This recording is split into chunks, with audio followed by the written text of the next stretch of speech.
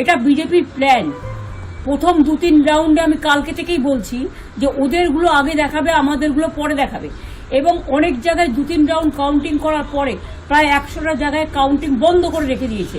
SIR নামে আপনারা দেখেছেন ভোট লুট করেছে যাতে যে সিটগুলো জিততে পারে, কিন্তু এখনো এমন 70টা সিট আছে, 100টা সিট আছে যেগুলো আমরা এগিয়ে আছি, সেগুলো বলছে না। টোটালটাই মিথ্যে নিউজ খাওয়াচ্ছে।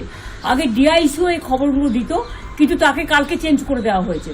টোটালটাই ইলেকশন কমিশন নিজের ইচ্ছেমতো খেলছে এবং সাথে কেন্দ্রীয় বাহিনীকে নিয়ে, এবং আমাদের পুলিশরা টোটাল মাথা নত করে কেন্দ্রীয় বাহিনীর আন্ডারে কাজ করছে।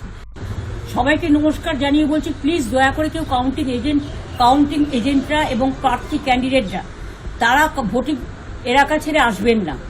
স্ট্রং রুমে যেখানে কাউন্টিং হচ্ছে, মানে সেন্টারে, সেখান ছেড়ে কেউ আসবেন না। এটা বিজেপির প্ল্যান। প্রথম 2-3 রাউন্ডে আমি কালকে থেকেই বলছি যে ওদেরগুলো আগে দেখাবে, আমাদেরগুলো পরে দেখাবে।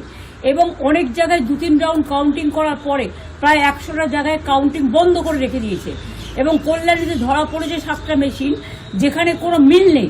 এটা টোটাল ফোর্সফুলি সেন্ট্রাল ফোর্সকে দিয়ে চারিদিকে তৃণমূল কংগ্রেসের উপর অত্যাচার করছে, অফিস ভাঙছে, জোর করে দখল করছে। টোটালটাই মিথ্যে নিউজ খাওয়াচ্ছে। আগে ডিআইসিও এই খবরগুলো দিত, কিন্তু তাকে কালকে চেঞ্জ করে দেওয়া হয়েছে।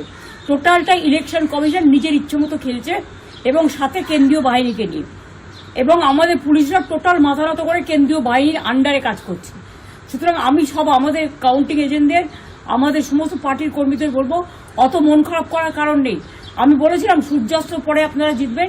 3 রাউন্ড 4 রাউন্ড কাউন্ট হলেও এটা 14 রাউন্ড থেকে 18 রাউন্ড কাউন্ট হয়, তখন আপনারা জিতবেন। Wait and see, watch. আমরা সবাই আপনাদের সাথে আছি, আপনারা কেউ ভয় পাবেন না, নিশ্চিন্তে থাকুন। আমরা বাঘের বাচ্চার মতো লড়াই করে যাব।